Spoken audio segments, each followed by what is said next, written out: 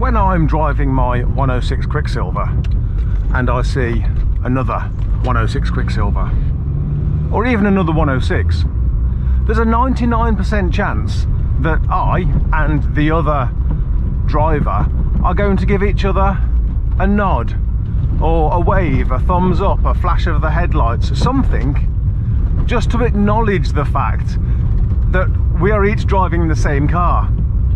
But it feels like all of that is beginning to change.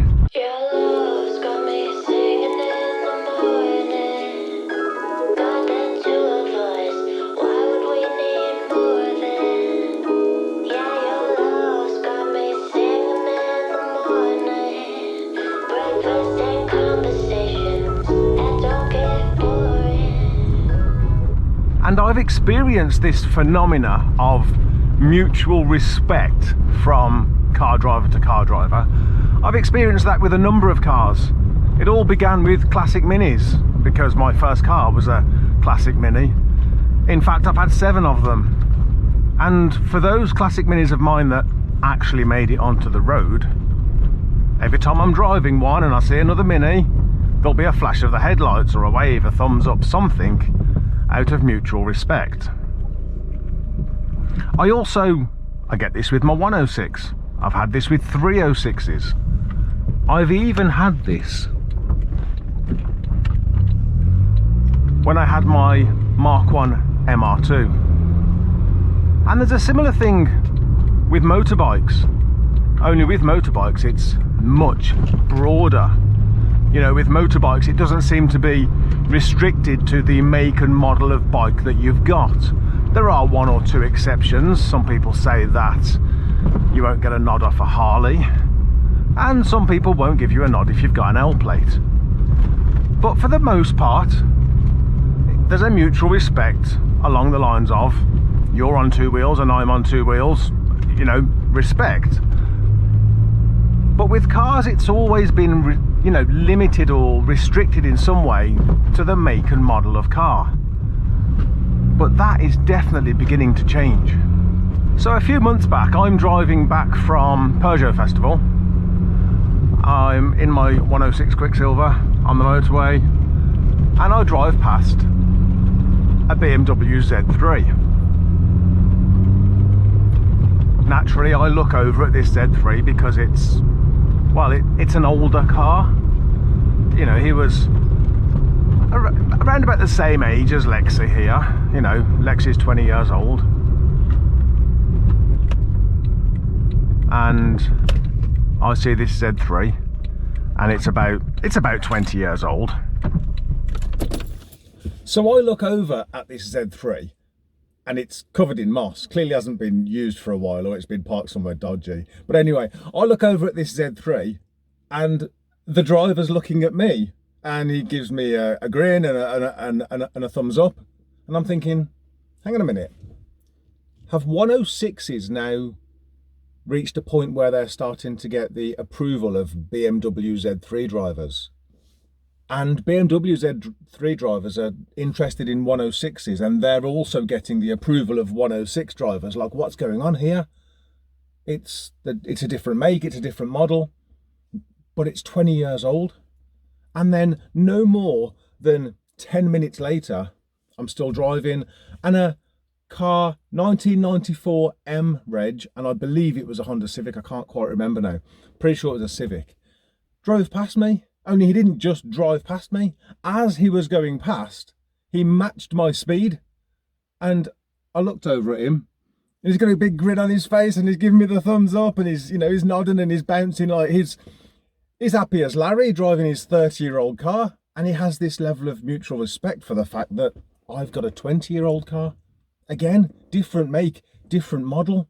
But there seems to be this phenomena of mutual respect for each other's cars has now grown beyond make and model. And it seems to simply be that if you have a car that's 20 years old or more, there's this level of mutual respect. I drive my 106 around town. I drive my 306 around town. And I come across cars that I have a level of mutual respect for that aren't necessarily 106s and 306s. They're not even necessarily Peugeots. But I have a level of mutual respect for them simply because, well, they're 20 years old. And we all seem to love our shitboxes, despite the grief that they give us. For example, I've just gone to take this car out, only to discover as I'm pulling off the drive that her power steering's not working. I'd literally been out 10 minutes beforehand and there wasn't a problem. But then 10 minutes later, in true 20-year-old shitbox style, the power steering wasn't working. Now, fortunately for me and for Lexi, a couple of years back I took this car in for her MOT and everything was fine. We drove to the MOT station, fine, not a problem. And then during the MOT, she decided that her power steering wasn't going to work. And she failed the MOT, which we traced to a electrical connector just down there on the power steering pump. And so just now when she decided, no, we're not going to have power steering today, I took the connector off, put the connector back on, and it's working. I mean, it's just classic. You know, you couldn't make this shit up. And of course I shouldn't even be driving this car, because I did say a long time ago that I was going to do her head gasket, because we've got oil in the radiator and we've also got the usual almost standard oil leak down in that front left hand corner there. And so of course I bought the 306, didn't I? Yes, I bought the 306 to drive whilst doing Lexi's head gasket, but then of course the 306, being 22 years old, he had a whole catalogue of problems, from rear brake pipes, and his heat shields were rattling, he had a hole in the exhaust, then the horn didn't work, he locked me in the car at one point and nothing I could do would get that door open. Then no sooner was that fixed than his exterior handle broke and his airbag light came on, and so on and so on and so forth, until we got to about February and I decided, F it, MOT is run out, left the car parked up for about 6 months.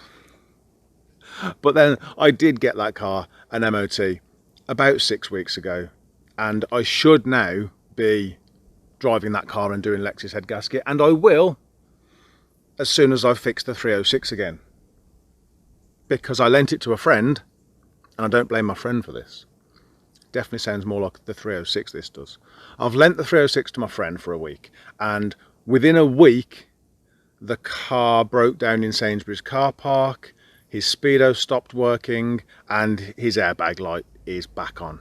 So still postponing the head gasket on the 106 Quiksilver whilst I yet again fix the 306.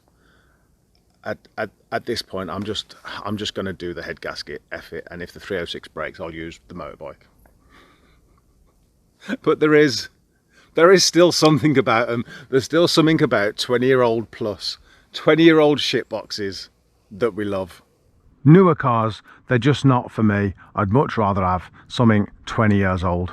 Don't get me wrong, newer cars, like new cars or newer cars, some of their technology, yes, it could make life a bit easier. You know, think about your keyless entry. You know, you carry a card or whatever it is on yourself, so that when you get to the car you've not got to bother, you know, unlocking the car or blipping the car. It's just easy. You just get in, and then once you're in you don't have to worry about putting the key in the ignition, because you just simply push a button and the car starts.